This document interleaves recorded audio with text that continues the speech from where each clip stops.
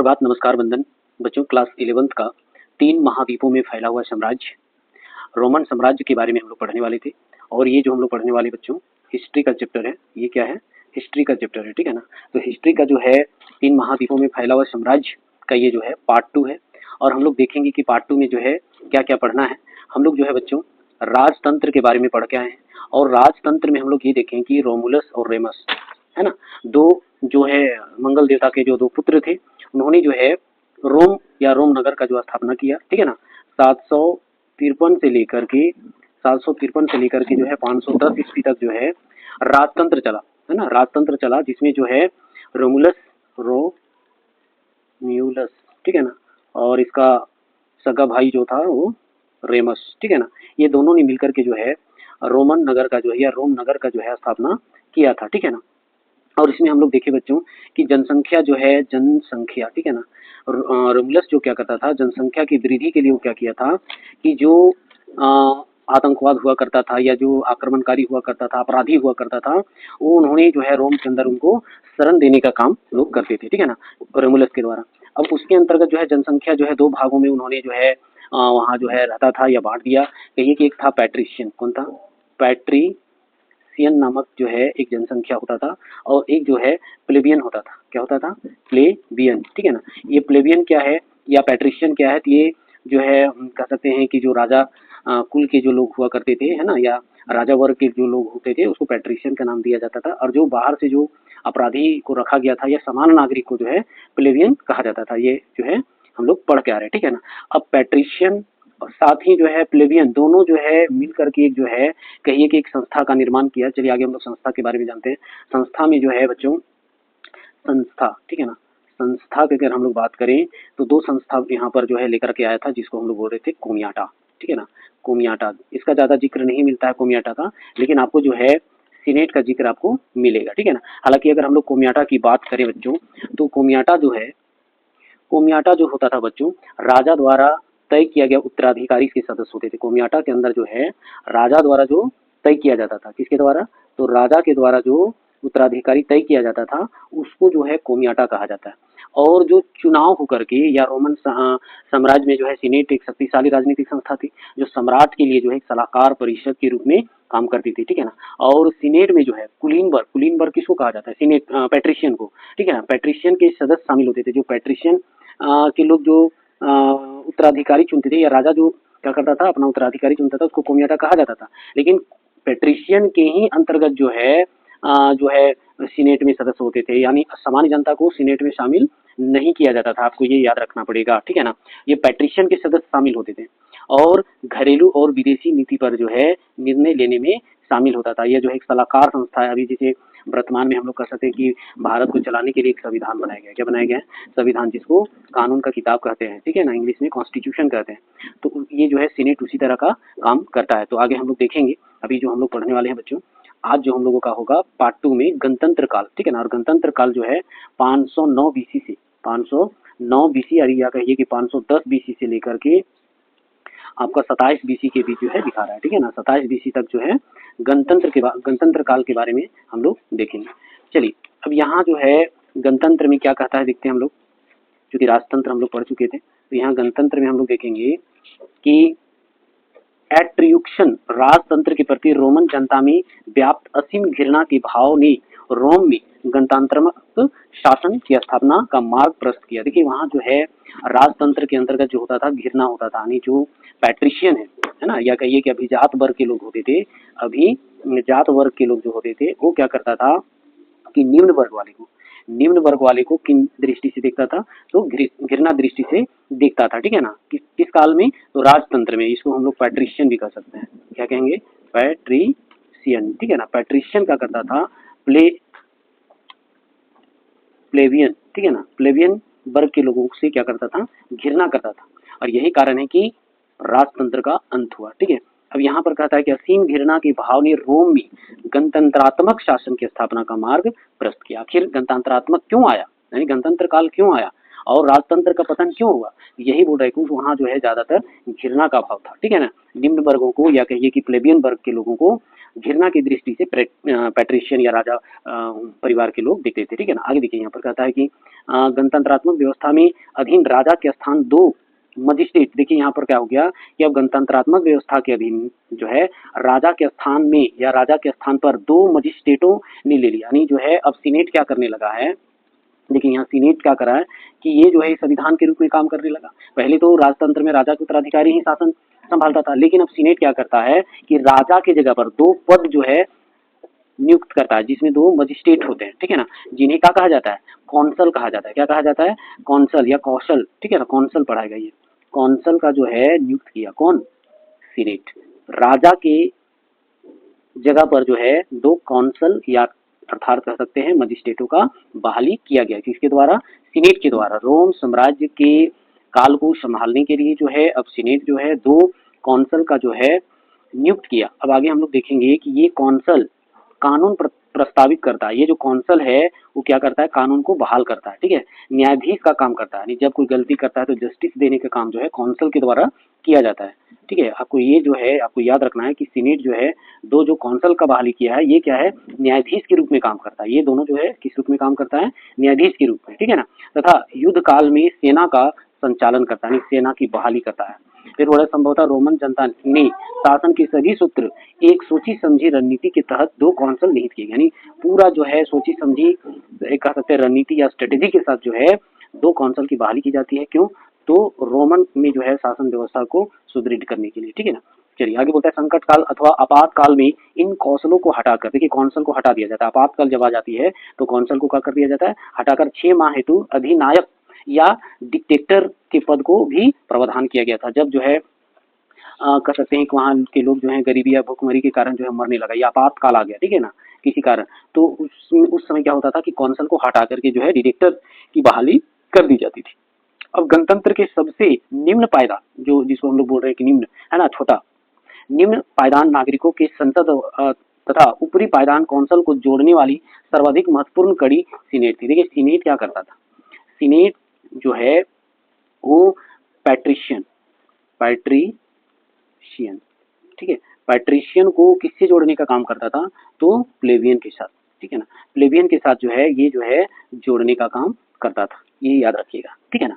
अब यहाँ जो है कहता है कि सर्वाधिक कड़ी क्या है? सीनेट की थी, दोनों को जोड़ने का। अब बोल रहा है कि सीनेट जो है साम्राज्य की वास्तविक सत्ता सीनेट में ही नहीं थी।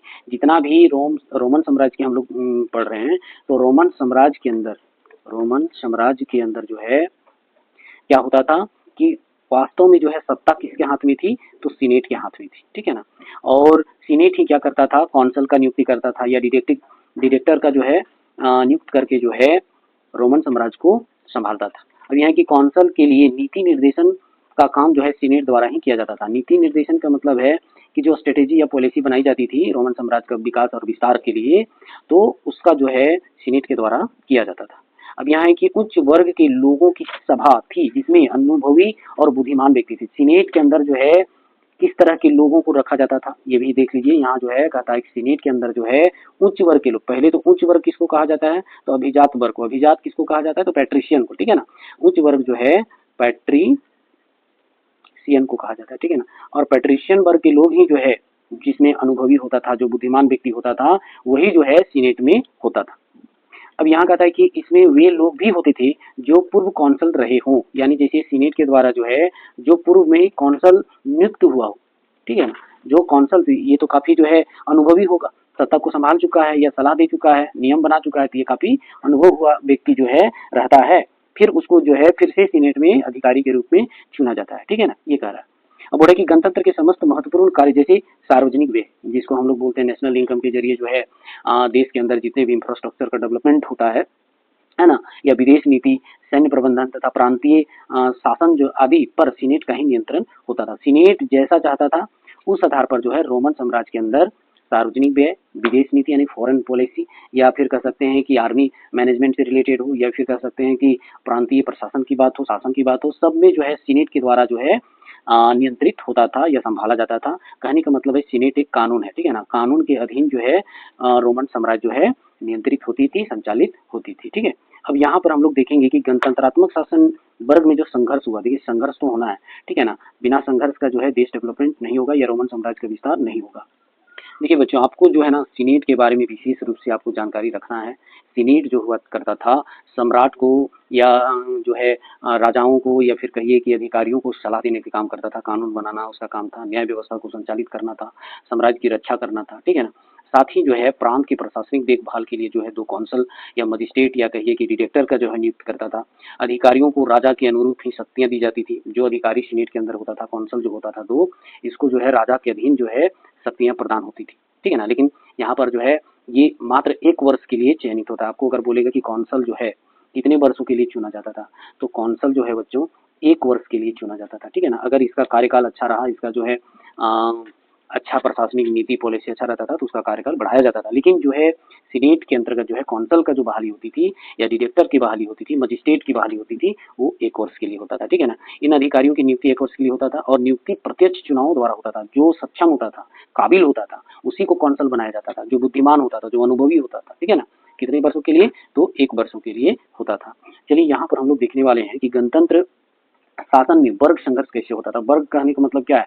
यहाँ पर 2 वर्ग के लोग हैं। यहाँ पर जो है 2 वर्ग हैं, एक है पैट्रिशियन, कौन है?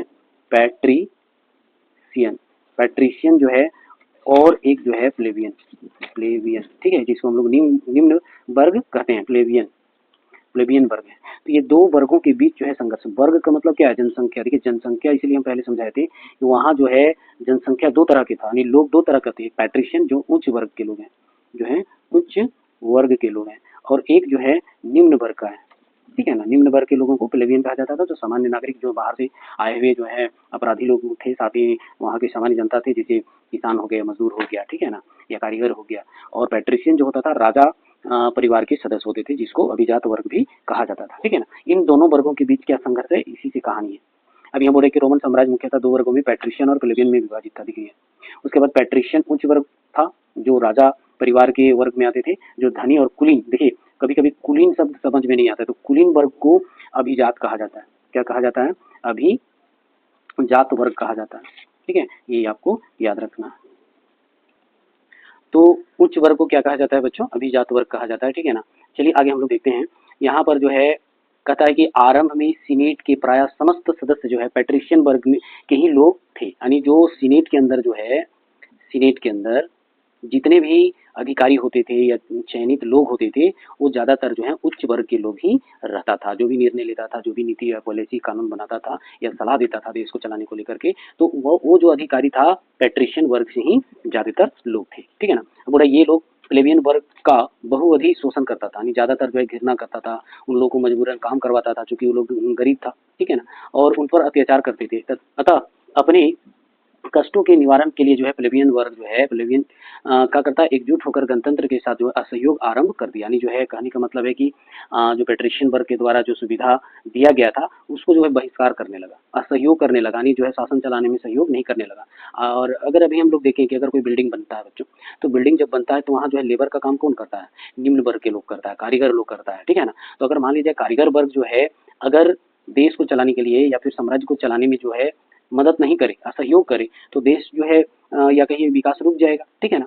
तो यहाँ पर यही हुआ। बोले कि 5वीं सदी इसी पूर्व या कहिए बीसी को कहा जाता है, ठीक है ना, ईसा पूर्व, उन्होंने विद्रोह किया। और कब किया? तो 5वीं सदी में, ठीक है ना। अब बोल रहा है कि सकारात्मक परिणाम जो है, इसका परिणाम जो सकारात्मक निकले तथा विवश होकर बोल रहा है कि ट्रिब्यून, क्या लिखा हुआ है? ट्रिब्यून नामक एक जो है दंडाधिकारी का पद निर्मित किया गया। जो असहयोग करेगा उसको जो है इसके द्वारा जो है क्या किया जाएगा? आपको दंड दिया जाएगा। बोलता है कि यह जो है प्लेबियनों से संबंध मामलों को देखता था, यानी जो भी प्लेबियन वर्ग के लोग जो है, यहाँ कह सकते हैं कि पैट्रिशियन या सीनेट का कहना नहीं मानता था, या कह सकते हैं विरोध करता था, उसको जो है दंड दिया जाता था। किसके द्वारा? ट्रिब्यून के द्वारा, ठीक है ना। अब यहाँ जो है या कौंसल तथा सीनेट के उन निश्चयों का निषेध कर सकता था, ठीक है ना। बोला कि जो सीनेट जो है कानून बनाता था, उसका अगर ये लोग विरोध किया, ठीक है ना, कौन? प्लेबियन वर्ग वाला, तो उसको जो है दंड दिया जाता था, ठीक है। बोला कि जिनका संबंध प्लेबियनों से था।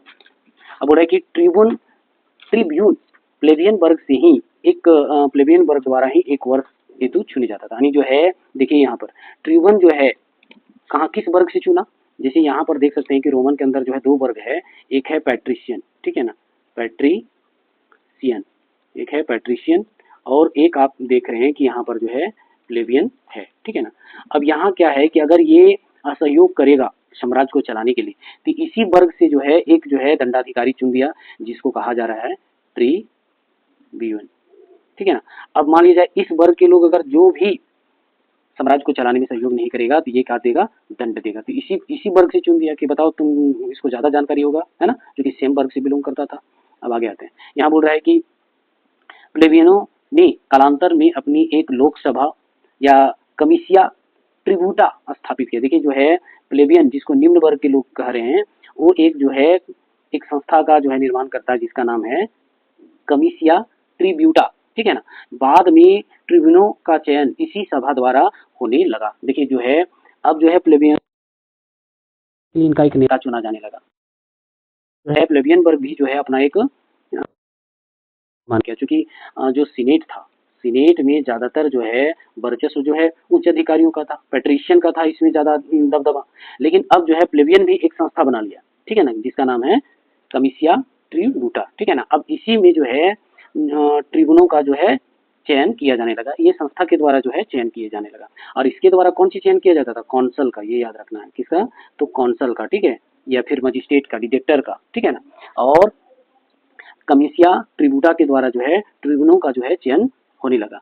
अब यहाँ हम लोग देखते हैं कि चयन इसी सभा द्वारा होने लगा। लिखित कानून ना होने के कारण पैट्रिशियन न्यायाधीश मनमाना न्याय करते थे। देखिए यहाँ पर जो है पैट्रिशियन न्यायाधीश क्या करता था, मनमाना करता था, जी किसको भी अगर कारावास में डालना होता है तो बिना केस का भी लोग डाल, मनमानी का मतलब यही होता है। अतः प्लेबियनों के प्रयत्नों से 450 बीसी 12 तारीख तख्तियों पर लिखित कानून बनाने गए। यानी ये जो है प्लेबियन जो है प्रयत्न किया, प्रयास किया कि हम लोग भी जो है क्या बनाएंगे, एक लिखित कानून बनाएंगे, किसके तहत, तो यहाँ पर जो है कमिसिया ट्रिब्यूटा के तहत, इसमें भी एक क्या होगा, कानून होगा, ठीक है, लिखित कानून, ताकि जो है पैट्रिशियन लोग जो है मनमाना नहीं करेगा। अब यहाँ पर जो है 445 बीसी में कुछ अन्य कानून बनाने गए जिनके द्वारा अब प्लेबियन को पैट्रिशियन के समान समस्त अधिकार प्राप्त हो गए। देखो कितना जो है दोनों को लेवल में लाने के लिए, पहले ऊंच लोग था, ये जो है निम्न था, तो इस पोजीशन में आने के लिए जो है प्लेबियन को कितना संघर्ष करना पड़ा, कितना अपना एक संस्था बनाना पड़ा, फिर तब जाकर के जो है पैट्रिशियन को मुकाबला किया और तब जाकर के जो है 445 बीसी में कुछ न्याय कानून बनाए गए जिनके द्वारा अब प्लेबियन को पैट्रिशियन के समान ही समस्त अधिकार प्राप्त हो गया। यह भी कानून पारित हुआ कि 2 कौंसलों में से एक प्लेबियन वर्ग से चयन किया जाएगा। देखिए कितना अच्छा बात कहा है, जिसे सीनेट जो था, सीनेट, ठीक है ना, 2 कौंसल का चुनता था, तो अब जो है एक पैट्रिशियन से रहेगा, पैट्रिशियन वर्ग से रहेगा, और एक जो है अब प्लेबियन वर्ग से रहेगा। 2 कौंसल होगा, एक जो है पैट्रिशियन वर्ग से रहेगा और एक प्लेबियन वर्ग से रहेगा, ठीक है ना। तो तब जाकर के दोनों वर्गों को समान अधिकार मिलेगा। कब से ऐसा होना शुरू हुआ, तो 445 बीसी से ऐसा शुरू हो गया, ठीक है। और आपसे कभी पूछ सकता है कि प्लेबियन जो है अपने हक अधिकार के लिए एक संस्था का निर्माण किया, उसका नाम क्या है, कमिसिया ट्रिब्यूटा, ठीक है। बच्चों ये सारे जो चीज लिखा जाता है ना, आपको जरूर नोट करते जाना चाहिए कि सीनेट जो है, सीनेट में 445 बीसी के बाद जो है जो 2 कौंसल का चयन होने लगा, एक पैट्रिशियन वर्ग से और एक प्लेबियन वर्ग से, ताकि जो है दोनों का अधिकार जो है समान मिल पाए, ठीक है ना। यहाँ तक हम लोग देखें, यह भी कानून पारित हुआ कि 2 कौंसलों में एक प्लेबियन वर्ग से भी चयन किया जाएगा, तो कहीं ना कहीं प्लेबियन वर्ग को जो है हक अधिकार मिलेगा। अब यहाँ पर हम लोग देखेंगे कि अब सही अर्थ में समानता पर आधारित गणतंत्रात्मक व्यवस्था की रोम में शुरुआत हो गई। कब से शुरुआत हुई समानता, तो 445 बीसी। आगे देखते हैं, कौंसलों की मदद हेतु उनके अधीन 2 कर्मचारी क्वेस्टर नियुक्त किए गए। देखिए यहाँ पर जो है कौंसलों की मदद करने हेतु, जिसे 2 कौंसल हम लोग बोल रहे हैं, ये जैसे सीनेट में जो है एक उच्च वर्ग, ठीक है, उच्च वर्ग, और एक जो था निम्न वर्ग, ये आपको समझना होगा, ठीक है। निम्न वर्ग किसको, प्लेबियन को, उच्च वर्ग जो है पैट्रिशियन को कहा जा रहा है। और ये जो है कौंसल है, उच्च वर्ग का एक कौंसल और एक जो है निम्न वर्ग का। अब इन दोनों को मदद करने के लिए जो एक कह सकते हैं कि अधिकारी चुना गया, उसको क्या कहा जा रहा है, तो क्वेस्टा कहा जा रहा है। क्या कहा जा रहा है, क्वेस्टर कहा जा रहा है, ये आपको याद रखना है। सीनेट द्वारा दो कौंसल जो चुना जाने लगा, एक उच्च वर्ग से एक निम्न वर्ग से। ये दोनों कौंसल को एक मदद करने के लिए जो है एक अधिकारी जो है चयन किया जाने लगा, ठीक है, उसको क्वेस्टर कहा जाता है। क्या कहा जाता था? क्वेस्टर कहा जाता था, ठीक है। आगे देखते हैं, बोल रहे कि इन क्वेस्टरों का काम राजस्व निरीक्षण, यानी जो टैक्स से रिलेटेड जो पैसा जो कलेक्ट करता था रोमन साम्राज्य के अंदर, ठीक है ना, इसको बोला जाता है ऑब्जर्वेशन, ठीक है ना, फाइनेंशियल ऑब्जर्वेशन जो होता था, राजस्व निरीक्षण का काम जो है क्वेस्टर के द्वारा किया जाता था, ठीक है। अब ये बोलिएगा सर राजस्व निरीक्षण क्या है, तो जैसे मान लिया जाए कि वहाँ दो प्रकार की जनता था, एक पैट्रिशियन था और एक प्लेबियन था, एक उच्च वर्ग था एक निम्न वर्ग था, या कह सकते एक अमीर वर्ग था और एक गरीब वर्ग था। तो दोनों से जो टैक्स वसूली जाती थी, ठीक है ना, टैक्स वसूला जाता था, कर वसूला जाता था। तो कौन कर नहीं, बहुत सारे लोग कर चोरी भी करता है, आज के डेट में भी देख रहे होंगे कि बैंक से लेन देन नहीं करता है, जिसके कारण टैक्स से बचता है। तो ये जो टैक्स नहीं देता है, टैक्स चोरी करता है, उन सारी चीजों का जो है निरीक्षण करने के लिए क्वेस्टर का जो है नियुक्त किया गया था, ठीक है ना। अब आगे देखिए, बोलता है तथा अपराधियों को गिरफ्तार करना भी क्वेस्टर का काम था। जो राजस्व चोरी करता था, कर चोरी करता था, उन अपराधियों को गिरफ्तार करने का काम कौन करता था? क्वेस्टर के द्वारा किया जाता था। अब यहाँ देखिए 443 बीसी, इसी क्रम में दो सेंसर के पद निर्मित किए गए। अब ये सेंसर पद क्यों निर्मित किया गया ये भी देखना है। दो सेंसर पद जो है निर्मित किए गए, जिसका उद्देश्य था कौंसलों के कार्यभार कम करना था, यानी जो कौंसल दो ही था। देखिए सीनेट जो है यहाँ पर देखिए पद कैसे कैसे सृजित कर रहा है। तो सीनेट पहले दो कौंसल चुना, ठीक है, दो कौंसल चुना, क्या चुना? कौंसल। अब ये जो है कौंसल के पास भार बहुत ज्यादा है, क्योंकि रोमन साम्राज्य जो था लमसम 40 से 50 देश, अभी आधुनिक देश कह सकते हैं, वर्तमान में जो देश हैं 40 से 50 जो है रोमन साम्राज्य के अंदर था। अब दो कौंसल से संभलेगा नहीं, इसीलिए जो है दो और सेंसर जो है पद सृजित करता है, और करता है क्या, तो कौंसलों के जो कार्यभार होता है उसको थोड़ा कम कर देता है। तो कुल मिलाकर के जो है सेंसर का जो काम होता था कौंसलों का मदद करना। और एक और पद हम लोग जिसको क्वेस्टर का बात किए थे, तो जो टैक्स वगैरह वसूल किया जाता था, ठीक है ना, ये तो या कह सकते हैं राजस्व निरीक्षण का काम जो है कौन करता था? तो क्वेस्टर के द्वारा किया जाता था। तो क्वेस्टर क्या है, सेंसर क्या है, सीनेट क्या है, कौंसल क्या है, यही तो है रोमन साम्राज्य के अंदर जो है कुछ शब्द जो है वो याद रखना है। पैट्रिशियन क्या है, प्लेबियन क्या है, ठीक है ना। अब यहाँ देखिए कहता है कम करना था, ये 5 वर्ष के में एक बार चुने जाते थे। देखिए कौंसल 1 साल के लिए चुना जाता था, कौंसल जो हुआ करता है कितने साल के लिए? तो 1 साल के लिए। लेकिन सेंसर जो है वो कितने साल के लिए? तो सेंसर जो है वो 5 साल के लिए चुना जाता है, ठीक है। अब यहाँ जो है ऋण ना चुका पाने पर पहले प्लेबियनों को गुलाम बनाने का जो कानून था, देखिए प्लेबियन क्या करता था, किसान वर्ग का था, कारीगर वर्ग का था, ठीक है ना, या गरीब था, तो क्या करता था उच्च वर्ग से या पैट्रिशियन से, किसे? पैट्रिशियन से जो है वो ऋण लेता था। इस वर्ग से, उच्च वर्ग से क्या करता था, उच्च वर्ग से जो है प्लेबियन क्या करता था, ऋण लेता था, ठीक है ना। अब ऋण नहीं चुका पाता था गलती से, या कहिए कि प्लेबियन वर्ग जो है अपने धर्म की रक्षा के लिए जो है काफी लड़ाई करता था, अपने वर्ग संघर्ष के चक्कर में लड़ाई करता था, खेती बाड़ी नहीं कर पाता था, तो ऋण सही समय पर चुका नहीं पाता था, न ब्याज चुका पाता था, न मूलधन चुका पाता था। तो यही कारण है कि उनको गुलाम बनाया जाता था, ठीक है ना, या इसको बोलिए कि कम्युनिटी प्रथा के तहत जो है कमियां बना दिया जाता था, गुलाम बना दिया जाता था। बोले कि वह अब खत्म हो गया, ठीक है ना। अब जो है जो गुलाम बनाने का जो प्रक्रिया था वो खत्म हो जाता है। बोले कि पैट्रिशियन तथा प्लेबियनों के मध्य वर्ग संघर्ष रूपी खाई अब समाप्त हो गई। अब जो पहले प्लेबियन गुलाम बन जाता था, या फिर कहिए कि ऋण नहीं चुका पाता था, तो उनको जो है एक सेंसर, अभी हम लोग देख रहे हैं कि जो सेंसर का काम करता था, किसका? सेंसर का काम करता था, वो जो है इन लोगों को जो है मदद करता था, ठीक है ना। और इसे क्वेस्टर, चूंकि जो है जो राजस्व का निरीक्षण करता था क्वेस्टर करता था, ठीक है, कौन करता था? क्वेस्टर करता था। अब धीरे धीरे जो है गुलाम बनाने की जो प्रक्रिया थी वो समाप्त कर दिया जाता है, कहीं ना कहीं जो है ऋण माफ कर दिया जाता है। क्या कर दिया जाता है? ऋण माफ कर दिया जाता है। अब यहाँ देखिए कहता है अब रोम में एक और तो गणतंत्र की नींव सुदृढ़ हुई। अब जो है सुधार हो गया रोम के अंदर, पहले राजतंत्र था, अब गणतंत्र में भी सीनेट जो है, सीनेट में जो है पेट्रिशियन वर्ग के लोग ज्यादा हुआ करते थे। धीरे धीरे जो है जाकर के जो है प्लेबियन भी अपना एक सभा, लोकसभा बनाया, और लोकसभा के अंदर एक संस्था बनाती है, और जाकर के जो है वर्ग संघर्ष में ये जो है बोलता है सीनेट में जो है कौंसल के रूप में जो एक जो है प्लेबियन वर्ग से भी रहेगा, जो है कमिसिया ट्रिब्यूटा के तहत जो है ट्रिब्यून का जो है एक चयन किया जाने लगा, ठीक है ना, यह कौंसल भी तैयार किया जाने लगा। तो ये सारी चीजें कहानी है। अब है दूसरी ओर रोमन जनता में राष्ट्रीयता और देश प्रेम की भावना का विकास हुआ। अब जो है देश को आगे बढ़ाना, यानी कह सकते हैं कि रोमन साम्राज्य को विस्तार करना है, दोनों वर्ग जो है मिल करके जो है देश प्रेम की भावना को विकास किया।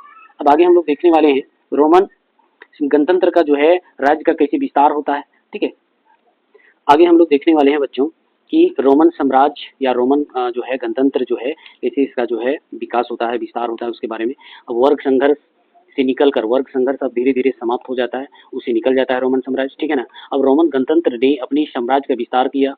बोल रहा है कि एट्रियुक्सन जाति के प्रांत एट्रियूरिया को जीत कर रोमन साम्राज्य का हिस्सा बना लिया गया। देखिए, दोनों जब पैट्रिशियन और प्लेबियन दोनों मिल जाता है, वर्ग संघर्ष समाप्त हो जाता है। उसके बाद जो है बोल रहा है कि एट्रिक्सन जाति के जो है प्रांत रहता है, जहाँ लोग रहते थे, उस प्रांत को भी जीत करके जो है रोमन साम्राज्य में मिला लिया जाता है। अब आगे देखिए, 340 बीसी से लेकर के 290 बीसी के बीच जो है सोमोइट, क्या नाम है यहाँ पर देख रहे हैं, यहाँ पर बोल रहा है सोमोइट, गौल, लैटिन तथा एट्रिक्सन जातियों ने सम्मिलित हो गया। इसमें रोमन साम्राज्य में, रोमन साम्राज्य में जो है धीरे धीरे जो है एट्रिक्सन जाति, साथ ही जो है बोला एक सोमियट, गॉल, गॉल किसको कहा जाता है, फ्रांस को कहा जाता है। ठीक है ना। लैटिन हो गया। एट्रिक्सन जाति के जो लोग हैं रोमन साम्राज्य में क्या हो जाता है, मिल जाता है। ठीक है। अब आगे हम लोग देखते हैं, यहाँ पर बोला कि रोम बोला के रूप से रोम के विरुद्ध युद्ध किया और नगर रोमन गणतंत्र की सुसंगठित शक्ति के समझ उन्हें परास्त होना पड़ा। यानी जो संघर्ष कर रहा था दूसरा जाति के लोग, जो ये जाति के लोग जो हैं, जो संघर्ष कर रहा था एट्रिक्सन जाति के लोग, या कह सकते हैं कि सोमाइट, गॉल, लैटिन, ठीक है ना, ये जो लोग वर्ग संघर्ष कर रहा था, या कहिए कि इसमें लड़ाई किया है ना, तो कहीं ना कहीं रोमन या सम्राट करना पड़ता है, घुटना टेकना पड़ता है, परास्त हो जाता है, और कुल मिलाकर के रोमन साम्राज्य में फिर से ये मिल जाता है। ठीक है। इस प्रकार संपूर्ण इटली पर रोमन गणतंत्र का आधिपत्य स्थापित हो जाता है। इस प्रकार जो है पूरा इटली में, अब इटली कहाँ है, तो इटली आपको मैं दिखा देता हूँ, जो फर्स्ट वीडियो नहीं देखे हैं तो उन बच्चों के लिए जो है जानना जरूरी है कि इटली कहाँ है।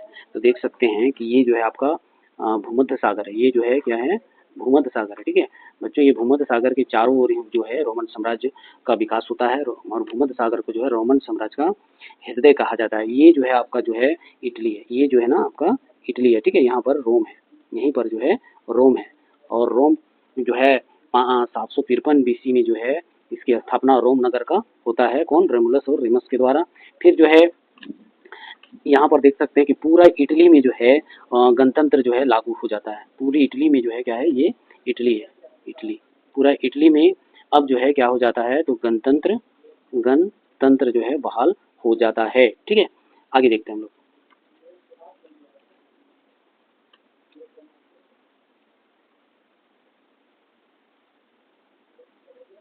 अब यहाँ बोलता है कि इस प्रकार संपूर्ण इटली पर रोमन गणतंत्र का आधिपत्य स्थापित हो गया। रोम ने विविध जातियों के साथ उदारता का व्यवहार किया, यानी कि कहने का मतलब है कि उन लोगों को प्यार से जो है अपने साम्राज्य में मिलाने का काम किया था। ठीक है, अब जो है समस्त इटली एक संघ के रूप में एकीकृत हो गया। अब जो है, अब पूरा रोम के अंदर जो है, रोमन साम्राज्य के अंदर जो है लमसम 40 से 50 देश सम्मिलित है, और सब का सब जो है एकीकृत हो गया, यानी एक हो गया, मिल गया, है ना। वो है जिसका नेतृत्व रोम ने किया। कौन कर रहा था, तो इटली में है रोम। ठीक है, आज भी जो है इटली की राजधानी रोम है, तो रोम के द्वारा जो है पूरा रोमन साम्राज्य को जो है संचालित किया जाता था। और जीते गए नगर तथा प्रांतों को अपनी पूर्व परंपरा के अनुसार शासन संचालन की स्वतंत्रता थी। ठीक है ना, जो जीत लिया जाता था जो प्रांत, तो वहीं से एक अधिकारी चुन दिया जाता था और वो रोम के लिए काम करता था। ठीक है ना, विदेश नीति तथा सैनिक नीति पर रोम का नियंत्रण था। जितना भी, जहाँ भी जो प्रांत में जीत कर करके जो है आता था, तो वहां पर जो सैन्य शक्ति था वो सब जो है रोम ही नियंत्रण करता था। ठीक है ना, सब रोम से जो है नियंत्रित होता था, कंट्रोल होता था। ठीक है, अब यहाँ हम लोग देखते हैं कि जो है कार्थेज, कार्थेज कहाँ है, आपको कार्थेज पहले दिखा लेते हैं, कार्थेज कहाँ है। देखिए यहाँ पर जो है, देखिए यहाँ प्यूनिक युद्ध जो है, यहाँ पर इटली है, और इटली जो क्या करता है, एक प्यूनिक युद्ध करता है। ठीक है ना, प्यूनिक युद्ध जो है सबसे पहले तो सिसिली पर आक्रमण करता है। सिसिली को जब रोम में शामिल कर लेता है, उसके बाद जो है कॉर्थेज है, ठीक है ना, ये अफ्रीका महाद्वीप में पड़ता है। ठीक है, तो दोनों पर जो है आक्रमण करके जो है रोमन साम्राज्य में मिला लेता है, क्या करता है, मिला लेता है। ठीक है ना, अब चलिए हम लोग देख लिए कि कहाँ है कॉर्थेज, तो ये है कॉर्थेज। ठीक है, ये जो है आपका कॉर्थेज है, और ये जो है सिसिली है। आगे हम लोग पढ़ेंगे स्टेटमेंट में, तो स्टेटमेंट के द्वारा ही हम लोग पढ़ेंगे। देखिए यहाँ बड़े रोमन साम्राज्य, देखिए कार्थेज के साथ प्यूनिक युद्ध। अब कार्थेज कहाँ, अफ्रीका का एक जो है भूमध्य सागर के तट से जुड़ा हुआ है। बोल रहा है कि अफ्रीका के उत्तरी किनारे पर कॉर्थेज राज्य स्थित था। इटली प्रायद्वीप की एड़ी सिसिली, देखिए अभी आपको मैंने सिसिली भी दिखाया, सिसिली के दक्षिण पश्चिम में भूमध्य सागर के किनारे कॉर्थेज राज्य स्थित था। कॉर्थेज की स्थापना 9वीं सदी बीसी फिनिशिया के निवासियों ने किया था। देखिए जो है कॉर्थेज का जो स्थापना कौन किया था, फिनिशिया के निवासी। चलिए एक बार फिर से कॉर्थेज हम लोग देख लेते हैं कहाँ है। तो कॉर्थेज जो है आपका ये वाला है, ठीक है ना, ये छोटा सा आप देख रहे होंगे, यही जो है क्या है, कॉर्थेज है, ठीक है, कॉर्थेज। इसको भी जो है रोम जीत लेता है। और अगर आपको सिसिली की बात करें तो सिसिली जो है बच्चों, ये छोटा सा जो है भूमध्य सागर के एक द्वीपीय समूह है, ठीक है ना। यहाँ पर जो है ये जो है सिसिली है, ठीक है ना, यहाँ पर द्वीप है, भूमध्य सागर के बीच में है, और ये काफी उपजाऊ मिट्टी था। यहाँ के लोग किसान जो है काफी अमीर था, ठीक है ना। इसको भी क्या करता है रोम, इस पर भी जो है आक्रमण करके जीत लेता है। उसके बाद जो है कार्थेज है, ये कार्थेज, ये हो गया सिसिली आपका, सिसिली, ठीक है। उसके बाद ये जो है आपका कॉर्थेज है, कॉर्थेज। दोनों पर आक्रमण करके जो है रोम जो है क्या कर लेता है, रोमन साम्राज्य में शामिल कर लेता है। तो यही कारण जो है कि ये जो है अब 3 महाद्वीपों में फैला हुआ साम्राज्य, ये तो यूरोप में है ही, ये अफ्रीका में आ गया, और इधर जो है मेसोपोटामिया भी जो है शामिल रहता है किसमें, रोमन साम्राज्य में, ठीक है ना। चलिए आगे हम लोग स्टेटमेंट के द्वारा ही हम लोग आगे बढ़ते जाएंगे, और मानचित्र के द्वारा जो है आप सभी को हम बताएंगे कि कहाँ पर जो है कॉर्थेज है, कहाँ पर जो है सिसिली है, ठीक है, ताकि आपको समझ में आ जाए। ठीक, देखिए यहाँ पर दक्षिण, यहाँ तो लोकेशन बता रहा था, कॉर्थेज की स्थापना कौन किया, फिनिशिया का, अभी आपको कॉर्थेज दिखाया था, फिनिशिया के निवासी के द्वारा जो है की गई थी, ठीक है। और परंतु बाद में हुआ जो है स्वतंत्र हो गया, आजाद हो गया, क्या हो गया वो, कॉर्थेज क्या हो जाता है, आजाद हो जाता है, ठीक है। फिनिशिया वालों का कुशल नाविक जो है ना, वहाँ के लोग जो थे काफी कुशल नाविक था, ठीक है। और बोला कि कॉर्थेज वासियों को विरासत में प्राप्त हुआ। ये लोग जो है काफी जो है नाव वगैरह बनाने में, हालांकि नाव बनाने में जो है स्पेन के लोग बहुत आगे हैं, ठीक है, आपको ये भी याद रखना है। स्पेनिश लोग जो है नाव बनाने में, जैसे अमेरिका की खोज वगैरह जो किया था, स्पेन के ही नाव द्वारा जो है खोजा गया था। तो ये सब जो है आपको याद रखने की चीजें, स्टैटिक जी के है ये। चलिए, कॉर्थेज के निवासी को इन लोग को विरासत में जो है नाव बनाने का जो है कला मिला हुआ रहता है ना, कारीगर रहता है ये लोग। और कॉर्थेज वासियों का व्यापार अत्यधिक समृद्ध था, काफी जो है वो लोग जो है धनी वर्ग के था, जो व्यापार करता था दूसरे सभ्यता के साथ, दूसरे प्रांत के साथ। बोले कॉर्थेज के पास एक बड़ा जहाजी बेड़ा था, नहीं जो उसको बंदरगाह कह सकते हैं, जहाँ जो है जहाज जाकर के रुकती थी। अब बोले कि इस समय ग्रीस, यानी जिसको यूनान कहते हैं, देखिए आपको जो है ग्रीस और यूनान और जो है लैटिन समझना पड़ेगा, ठीक है। तो उसके लिए जो है आपको एक मानचित्र दिखाते हैं, आपको समझ में आ जाएगा। यहाँ देखिए, यहाँ जो है इसको जो है 2 पार्ट में बांट दिया जाता है, ठीक है ना। तो इधर वाला पार्ट को जो पूर्वी भाग जो रहता है उसको ग्रीस कहा जाता है। क्या कहा जाता है, ग्रीक भी कह सकते हैं, ग्रीस भी कह सकते हैं इसको, या यूनान कह सकते हैं, ठीक है। और इधर जो पश्चिमी भाग था इसको लैटिन कहा जाता है। क्या कहा जाता है, लैटिन। और जो पैट्रिशियन वर्ग के लोग रहते थे, पैट्रिशियन की बात हम लोग कर रहे हैं, यानी अमीर लोग जो था पैट्रिशियन वर्ग, वो जो है इसी साइड जो रहता था, पूर्वी साइड, ठीक है ना। और वो लोग जो है कौन भाषा बोलता था, ग्रीक भाषा बोलता था। और जो प्लेबियन वर्ग के लोग जो थे, प्लेबियन, ठीक है, प्लेबियन अर्थात निम्न वर्ग के लोग जो थे वो जो है लैटिन भाषा बोलते थे। वे पश्चिम साइड था, रोमन साम्राज्य का पश्चिम। यही कारण है कि पश्चिमी रोमन का जो है पतन हो जाता है, आगे हम लोग पढ़ेंगे, ठीक है। चलिए अभी जो है हम लोग देख रहे हैं कि कैसे जो है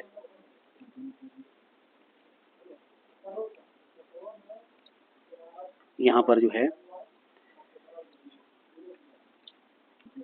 चलिए बच्चों, जो है वो लोग जो है फिनिशिया के लोग जो है काफी नाविक रूप में संपन्न रहता है, वो व्यापार में भी अत्यधिक समृद्ध रहता है। कॉर्थेज के पास एक बड़ा जहाज बेड़ी भी रहता है, जिसको बंदरगाह आज के डेट में कहा जाता है। इस समय ग्रीस, यूनान आपको मैंने दिखाया कहाँ पर है, ठीक है ना। पश्चिमी प्रदेश एपीरस के वीरहस नामक ग्रीक राजा था, जो है अपने नाम से जो है उस क्षेत्र को ग्रीक रख देता है, ठीक है ना।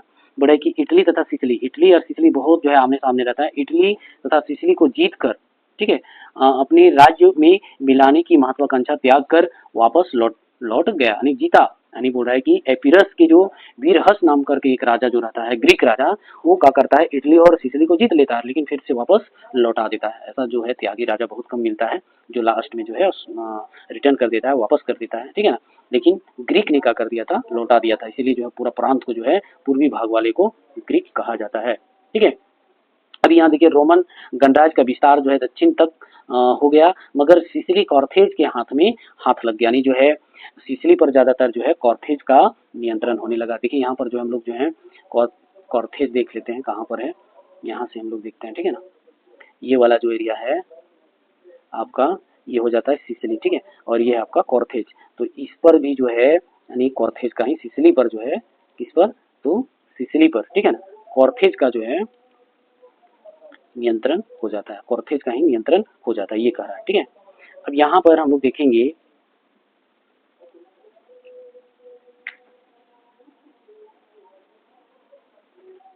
इसीलिए इसको बोला जाता है कॉर्थेज के साथ प्यूनिक युद्ध, ठीक है ना। कॉर्थेज जो है सिसिली पर कब्जा कर लेता है, रोम थोड़ी छोड़ेगा, कॉर्थेज पर आक्रमण कर देता है। अब यहाँ जो है इटली और सिसिली को जीत करके जो है वापस कर देता है, ठीक है ना। रोमन गणराज्य का विस्तार दक्षिण तक हो गया, मगर सिसिली कॉर्थेज का हाथ लग जाता है। फिर कॉर्थेज भी एक गणराज्य था, ठीक है ना। बोला कि ग्रीक वासियों का सामना तो रोम और कॉर्थेज ने मिलकर किया, यानी ग्रीक भी बहुत ताकतवर था, है ना, क्योंकि इटली और सिसिली को जीत लिया था, हालांकि वापस कर दिया, तो ग्रीक वासी भी काफी जो है मजबूत रहता है, ठीक है ना।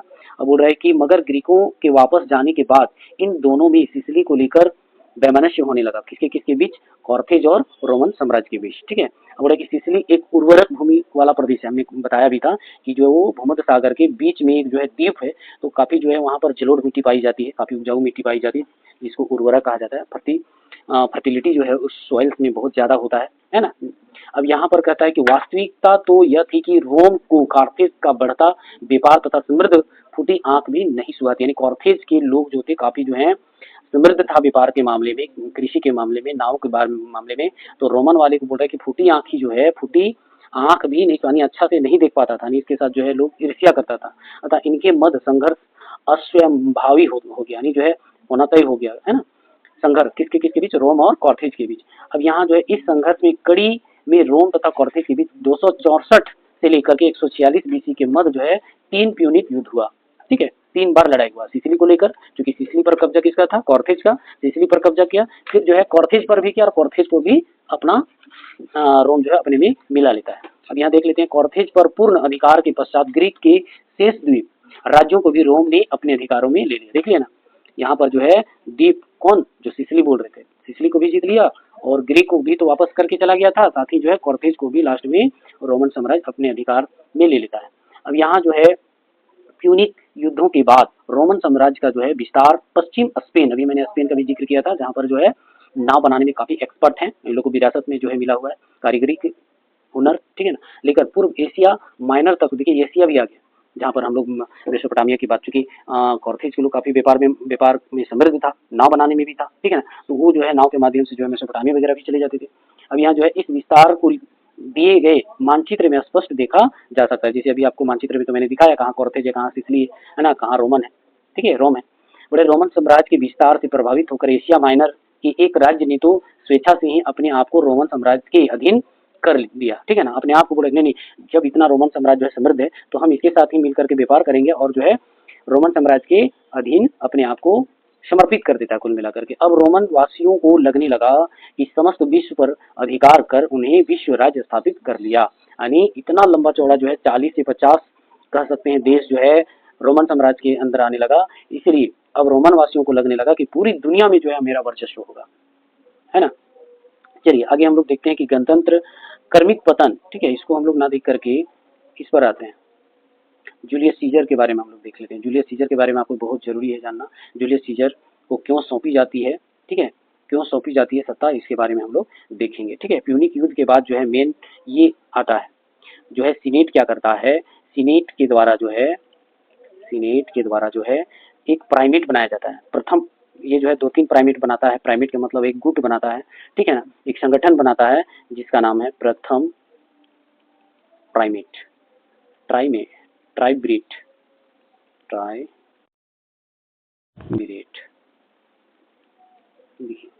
ट्राइब्रेट प्रथम ट्राइब्रेट जो है सीनेट बनाता है, क्या बनाता है, प्रथम ट्राइब्रेट, ठीक है। अब इसके अंदर जो है बच्चों प्रथम ट्राइब्रेट के अंदर जो है या त्रिगुट इसको कहा जाएगा, त्रिगुट। अब त्रिगुट इसको क्यों कहा जा रहा है देख लीजिए, यहाँ पर 3 व्यक्तियों को रोमन साम्राज्य को संभालने का जो है अवसर दिया जाता है सीनेट के द्वारा, ठीक है, वो है सीजर, कौन है, सीजर, ठीक है, और दूसरा है पोम्पी, कौन है, पोम्पी, बहुत इंटरेस्टिंग कहानी है ये। उसके बाद क्रेशस, क्रेशस 3 जो है ये जो है काफी विद्वान भी रहता है ना। और पॉम्पी भी काफी सैनिक में समृद्ध रहता है ना, कह सकते हैं कि सक्षम रहता है, वो कौशल रहता है उनके अंदर। ठीक है, चलिए हम लोग देख लेते हैं प्रथम ट्राइमविरेट अर्थात त्रिगुट के बारे में। ये जो है सीनेट क्या करता है। अब यहाँ देखिए कहता है कि रोमन गणतंत्र में आंतरिक तथा बाह्य स्थिति सुधारने के लिए, यानी जो है विस्तार तो हो जाता है रोमन साम्राज्य का, लेकिन वहां के आंतरिक और बाह्य स्थिति को सुधारने हेतु शासन का भार तीन सेनापति, देखिए यहाँ पर जो है तीन सेनापति पॉम्पी, पहला नाम क्या है पॉम्पी, क्रेसस और जूलियस, चूंकि सेना के मामले में पॉम्पी जो है काफी अच्छा रहता है इसलिए पहला नाम इसका है।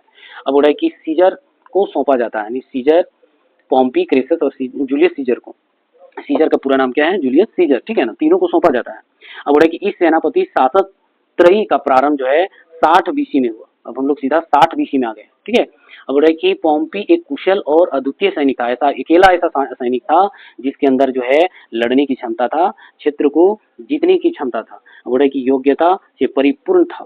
क्रेसस अत्यधिक धनवान था। देखिए क्रेसस जो होता है, तीन बात हम लोग कर रहे थे, ये सेना के मामले में काफी समृद्ध था, जो बोल रहा है कि योग्यता पूर्ण था, ठीक है, कुशल था, अद्वितीय था, अद्वितीय का मतलब अकेला ऐसा सैनिक था जिसके पास जो है काफी कुशलता रहता है।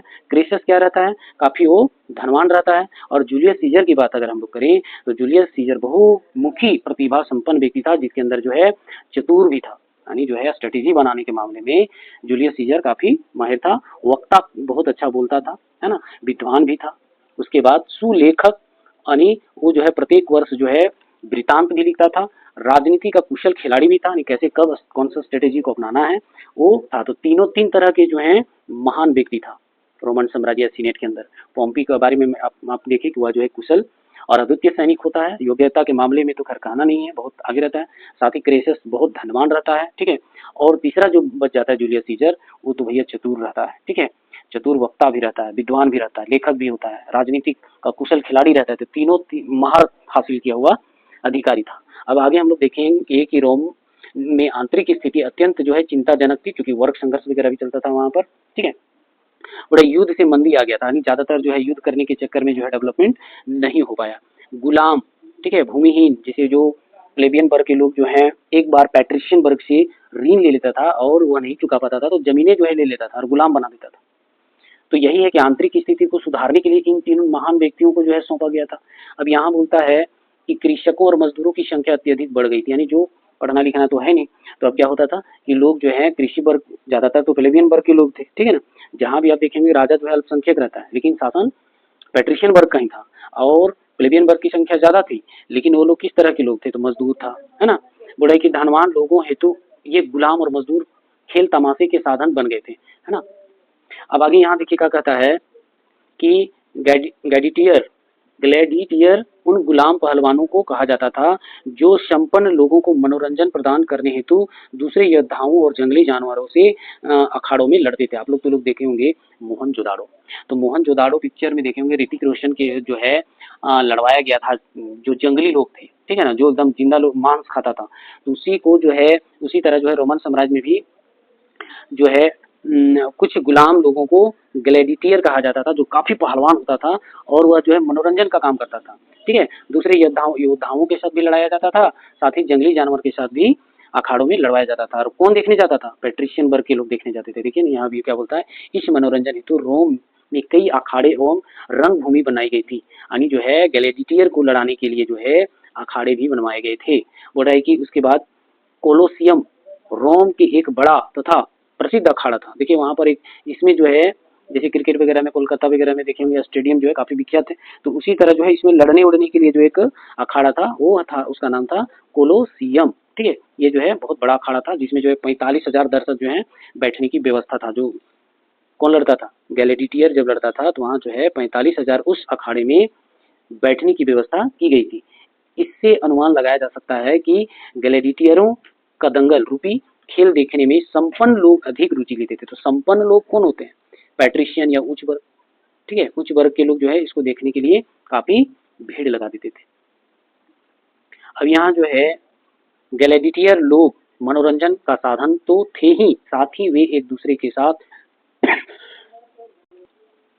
बोल रहे कि एक दूसरे के साथ लड़ने तथा मार डालने हेतु मजबूर भी किए जाते थे। ग्लैडिएटर क्या है, इनको जो है एकदम जानवर की भांति पाला जाता था, काफी पहलवान होता था। और जो सीनेट होता था या फिर जो अधिकारी चुना जाता था सीनेट के द्वारा, उन लोग क्या करता था, बड़े एक दूसरे के साथ लड़ने तथा मार डालने हेतु मजबूर भी कर देता था, तुमको मारना ही मारना है, ठीक है ना।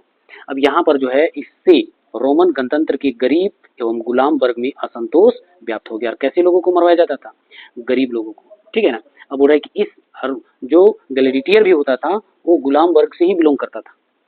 अब बोल रहे इस असंतोष के चलते स्पार्टाकस नामक जो है एक ग्लेडिएटर, देखिए यहाँ पर एक जो है स्पार्टाकस एक नामक जो है ग्लेडिएटर जो है नेतृत्व के गुलामों को क्रूरतापूर्वक जो है गुलामों को क्रूरतापूर्वक कुचल दिया। देखिए देखिए यहाँ पर जो है एक ग्लेडिएटर है, इसको कुचला, गुलाम को। हो सकता है गुलाम विरोध कर रहा होगा और राजा पद्धति के लोग जो हैं राजा या उच्च वर्ग के लोग चाहते होंगे कि ये जो गुलाम है उसको क्या कर दिया जाए, कुचल दिया जाए, है ना। किसके द्वारा, तो ग्लेडिएटर के द्वारा। और उस ग्लेडिएटर का नाम क्या है, स्पार्टकस, ठीक है। अब यहाँ पर रोम में एपियन सड़क पर लगभग 6000 गुलामों को देखिए क्या कर दिया, सूली दे दिया गया था। कितने, रोम के एपियन सड़क पर जो है लगभग 6000 गुलामों को सूली चढ़ाया जाता है।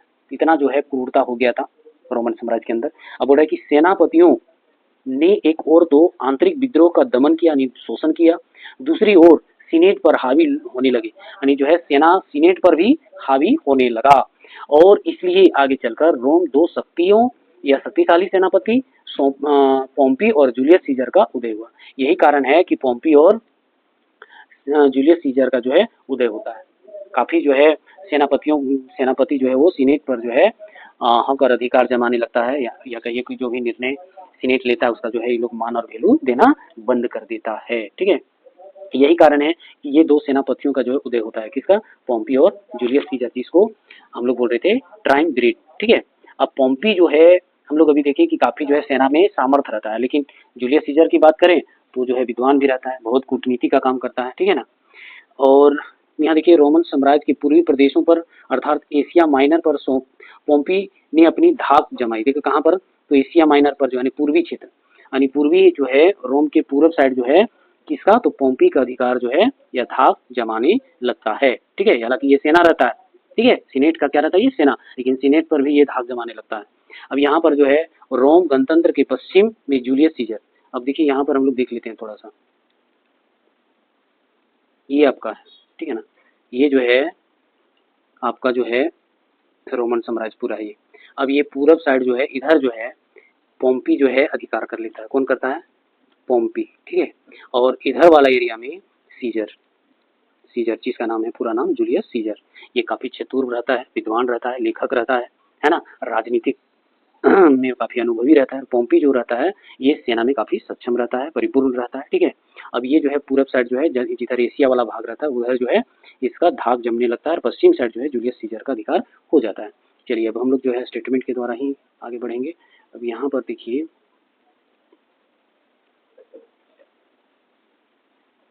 यहाँ पर कहते हैं एशिया माइनर पर जो है पोम्पी ने धाक जमाई और रोमन गणतंत्र के पश्चिम में जूलियस सीजर ने विजय का पताका फहराया, यानी जीत लेता है। सीजर ने फ्रांस, देखिए सीजर को जो है भेजा जाता है, अगर कुल मिलाकर बात करें तो सीजर को जो है गोल पर नियंत्रित या कह सकते हैं फ्रांस पर जो है शासन चलाने को लिए भेजा जाता है।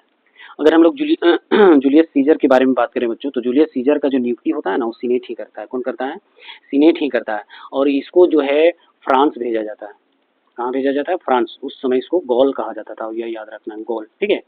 और इनको जो है सूबेदार बना करके या कहिए कि नेतृत्व करने के लिए जो है बना करके भेजा जाता है, कहाँ, फ्रांस। साथ ही साथ सीजर ने इंग्लैंड और जर्मनी को भी अपना अधिकार कर लेता है। ये भी थोड़ा सा जो है राजनीतिक खेलता है ना, बहुत चतुर रहता है। इनको भेजा गया कहाँ, फ्रांस, लेकिन इन्होंने इंग्लैंड और जर्मनी को भी जीत लिया, जर्मनी और इंग्लैंड को भी। ये भी क्रूरन है, जहाँ पर इसको शासन करने भेजा गया वहाँ नहीं, ये दो और प्रांत को जो है अपने अधीन, या इसमें फ्रांस में तो भेजा ही जाता है, लेकिन ये क्या करता है सीजर कि ये जो है सीजर जो है इसको तो जर्मनी और इंग्लैंड और साथ ही साथ फ्रांस को भी अपने अधीन में मिला लेता है। सीनेट ने सीजर को गॉल प्रांत से सेना भंग कर वापस रोम लौटने को कहा। देखिए जब पता चल गया सीनेट को कि इनको जो है फ्रांस दिया गया, गॉल दिया गया, इन्होंने तो इंग्लैंड और जर्मनी पर भी कब्जा कर रखा है, इसलिए सीनेट जो है उसको जो है सेना लेकर के वापस बुला लेता है, ठीक है। परंतु सीजर ने सेना सहित रोम लौटता है, नहीं सिर्फ सीजर को बुलाता है कि तुम वापस आओ, है ना, लेकिन सीजर क्या करता है, बहुत ही चतुर रहता है, ये सेना सहित जो है क्या करता है, रोम लौट जाता है। और सीजर ने सेना को रोकने के लिए सीनेट ने पोम्पी को भेजता है। देखिए यहाँ पर जो है क्या करता है कि सीजर जो है, सीजर उस सेना लेकर के आ जाता है, सेना भी अपने साथ जो है कहाँ, तो रोम लेकर आ जाता है। हालांकि सीनेट जो है, सीनेट जो कह सकते हैं कि रोमन साम्राज्य का एक संविधान के रूप में काम करता है, ये जो है नोटिस भेज करके सीजर को, सीजर ठीक है ना, सीजर को वापस कहाँ बुलाया, रोम। लेकिन सीजर का किया कि जितना इसके साथ सेना गया था सब सेना को भी रोम लेते आ गया, ठीक है। अब ऐसा पता चला सीनेट को कि ये तो सेना भी लेकर आ रहा है, तब सीनेट क्या करता है कि सीनेट क्या करता है, जब सीजर जो है सेना लग करके जो है रोम वापस आ जाता है, तो सीनेट क्या करता है, सीनेट जो है पोम्पी को भेजता है, किसको, पोम्पी को भेज देता है, कहाँ, सीजर को रोकने के लिए, जूलियस सीजर को रोकने के लिए जो है पोम्पी को सीनेट जो है इसको रोकने के लिए भेज देता है, सीजर को कि रोकिए उसको। लेकिन होता क्या है कि दोनों के बीच युद्ध होता है, पोम्पी और जब रोकने जाएगा सीजर को, सीजर भी ऐसे नहीं जीत लिया इंग्लैंड और जर्मनी को, तो जब सीजर को रोकने गया पोम्पी, तो पोम्पी के साथ युद्ध होता है, ठीक है ना। और क्या होता है कि पोम्पी हार जाता है, क्या हो जाता है, ये पोम्पी को मार देता है, कुल मिला के सीजर क्या कर देता है, मार देता है। उसके बाद जब सीजर पोम्पी मर जाता है तो सीजर क्या करता है, रोम पर अब सीजर जो है सर्वोसर्व हो जाता है, पूरा सीनेट पर किसका कब्जा हो जाता है, सीजर, क्योंकि पोम्पी को तो मार देता है। हालांकि पोम्पी भी बहुत ताकतवर रहता है, लेकिन फिर भी सीजर के आगे घुटना टेक देता है, ठीक है, ये आपको याद रखना है। उसके बाद क्या होता है कि 44 BC में पोम्पी के उत्तराधिकारी, ठीक है, पोम्पी भी काफी विख्यात था ना, तो पोम्पी के जो अधिकारी लोग था, कब, 44 BC के आसपास जो है कैसियस और ब्रूटस के द्वारा जो है, देखिए कैसियस क्या कौन रहता है, कैसियस आपको याद रखना है, कैसियस, कैसियस, और एक और जो था पोम्पी के जो है कह सकते हैं एक प्रकार का उत्तराधिकारी था जिसका नाम था ब्रूटस, ब्रूटस। ये दोनों 44 BC में किसको मारता है, जूलियस सीजर को, सीजर को जो है धोखे से मारता है, ठीक है, हत्या करा दिया जाता है धोखे से, यही कहानी। कौन कौन मारा, कैसियस और ब्रूटस जूलियस सीजर को 44 BC में मारता है, और कैसियस और ब्रूटस पोम्पी के उत्तराधिकारी, क्योंकि जूलियस सीजर ने पोम्पी को मारा रहता है, तो ये लोग जो इसका जो उत्तराधिकारी कहिए या कहिए कि फैन रहता है, तो ये दोनों मिलकर के जो है अब जूलियस सीजर को मार देता है, यही कहानी। अब यहाँ पर देखिए स्टेटमेंट्स के द्वारा जो हम लोग देखते हैं, यहाँ देखिए अतः दोनों के मध्य स्थिति अत्यंत नाजुक थी, दोनों के बीच, किसके किसके बीच, तो पोम्पी के बीच और जूलियस सीजर के बीच। यहाँ देखिए रोम गणतंत्र पश्चिम, जूलियस सीजर ने विजय का पताका फहराया, सीजर ने फ्रांस जो उस समय गौल कहलाता था तथा ब्रिटेन पर आधिपत्य कर लिया। पोम्पी तथा सीजर दोनों महत्वाकांक्षी था, दोनों का वैल्यू बहुत ज्यादा था, ठीक है ना, लेकिन उन दोनों के बीच जो संबंध था काफी नाजुक था। पोम्पी के कहने पर सीनेट ने सीजर का विरोध किया, जब पोम्पी बताया कि देखिए फ्रांस आप उसको भेजे और ये क्या किया, तो ये जो है इंग्लैंड को भी अपने कब्जा में ले लिया, साथ ही जर्मनी को। ये सीनेट को कौन अवगत कराया, तो पोम्पी अवगत कराया, ठीक है ना। और सीजर अत्यंत ही नाराज हुआ, पोम्पी शिकायत किया किसके पास, सीनेट के पास, ठीक है ना। पोम्पी जो है सीनेट को शिकायत किया कि सीजर जो है इंग्लैंड और जर्मनी को जीत लेता है, तो सीनेट, सीजर इस बात को लेकर काफी नाराज हुआ, दुखी होता है, ठीक है, और उसने फ्रांस और ब्रिटेन विजय से लौटकर इटली में प्रवेश किया। जब रोम में आया, ठीक है, उसको सीनेट क्या करता है, बुलाता है कुल मिला करके। पोम्पी जो है ग्रीस की ओर से भाग गया, यानी जब जूलियस सीजर रोम लौटा तो पोम्पी क्या करता है, ग्रीस यानी भाग जाता है, पूर्वी क्षेत्र की ओर भाग जाता है, जो इधर एशिया की तरफ उसका जो धाक रहता है। फिर क्या करता है, सीजर ने उसका पीछा किया, सिसिली तक पीछा किया, ठीक है ना, और फारसालस नामक स्थान पर जो है 48 BC में सीजर क्या करता है, पोम्पी को करारी शिकस्त देता है, मार देता है। देखिए 44 BC के आसपास जो है सीजर किसको, पोम्पी को मारता है। फिर बोला पराजित पोम्पी मिस्र की ओर भागा, कहाँ, मिस्र की ओर भाग गया। अब हम लोग भी देखेंगे मैप में। फिर बोले सीजर ने उसका पीछा किया, सीजर समर्थकों ने पोम्पी की हत्या कर दिया, सीजर का समर्थक लोग क्या करता है, पोम्पी को 48 BC में मार देता है। अब जूलियस सीजर का रोमन गणतंत्र का एकाधिकार स्थापित हो जाता है। चलिए मैप में देखते हैं, यहाँ जो रगड़ के भगाया सीजर किसको, पोम्पी को, सिसिली की तरफ, ठीक है ना, यहाँ पर जो है इसको, यहाँ है रोमन साम्राज्य। अब यहाँ से जो है इस आसपास जो है भेजा जाता है, यानी फ्रांस भेजा जाता है, कुल मिलाकर के जो है फ्रांस भेजा जाता है किसको, सीजर को। अब यहाँ जो इस भाग में रहते पोम्पी, अब पोम्पी क्या करता है, सीनेट को जो है अवगत कराते कि ये जो है इंग्लैंड और जर्मनी को भी जो है कब्जा में ले लेता है। तो सीनेट क्या करता है कि सीजर को वापस बुलाता है। तो वैसे पता चल जाता है, काफी दुखी हो जाता है सीजर कि पोम्पी ने ऐसा किया। तब पोम्पी को पीछा करते करते जो है वो सिसिली आता है, देखिए यहाँ पर, ठीक है। उसके बाद बोलता है कि यहाँ पर है एक मिस्र, ठीक है ना, यहाँ भाग कर आ जाता है। तो सीजर का जो उत्तराधिकारी कहिए या फिर जो फैन कहिए, पोम्पी को मार देता है, ठीक है, यही कहानी।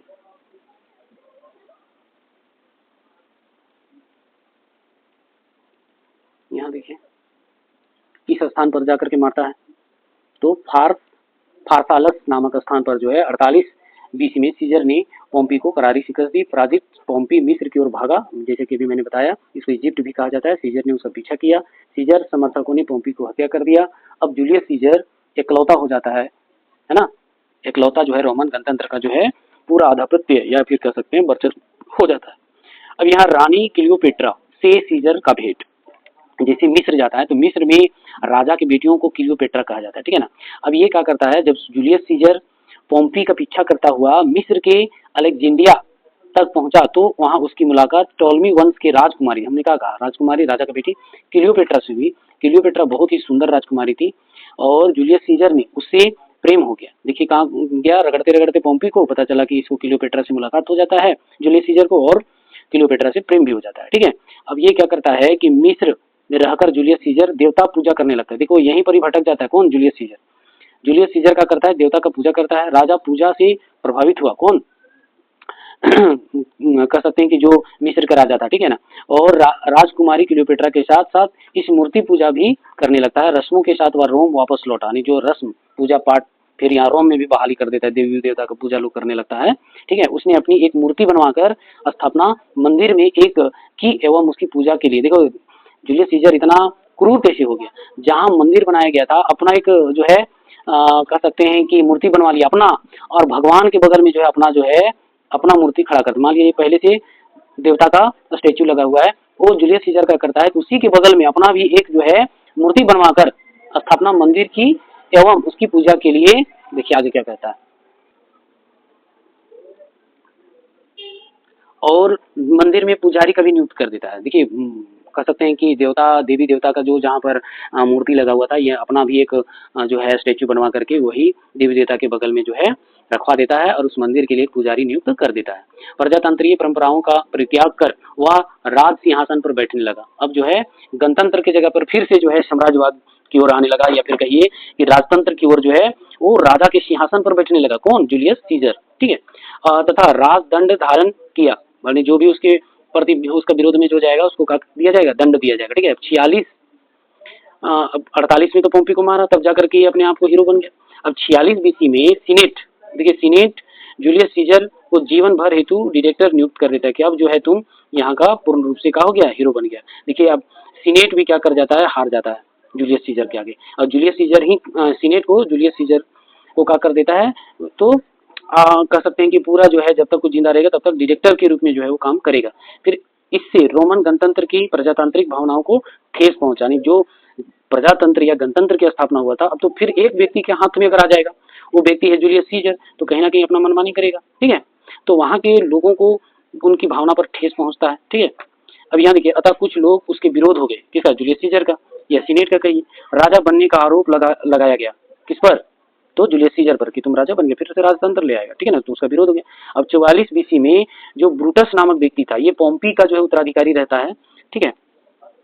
अपने कुछ साथियों के साथ मिलकर फोरम की सीढ़ियों पर छुरा होकर जूलियस सीजर को 102 और 44 बीसी के बीच जो है हत्या कर दी जाती है। यानी 44 बीसी में जो है जूलियस सीजर का हत्या किसके द्वारा किया जाता है, तो ब्रूटस के द्वारा, ठीक है। ब्रूटस नामक व्यक्ति ने कुछ साथियों के साथ जाकर के जो है फोरम की सीढ़ियों पर उनको छुरा भोग देता है, ठीक है। और जूलियस सीजर का इस तरह 44 बीसी में मृत्यु हो जाता है। चलिए आगे देखते हैं। अब यहाँ देखिए, यहाँ कहता है कि जूलियस सीजर के दत्तक पुत्र, है ना, दत्तक पुत्र का मतलब होता है बड़ा बेटा। बड़ा बेटा का नाम क्या है, ऑक्टिवियन, क्या नाम है, ऑक्टिवियन, जो उसकी बहन का पोता था।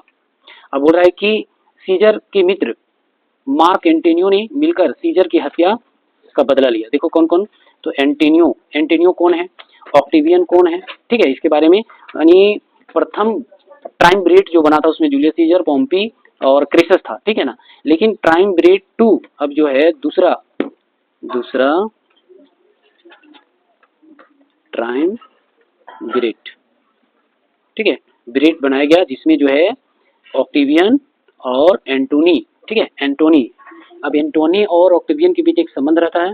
ऑक्टेवियन के बहन से एंटोनियो को शादी कराया जाता है, ठीक है ना। इसका कुल मिलाकर के जूलियस सीजर का दामाद होता है कौन, एंटोनियो, ठीक है।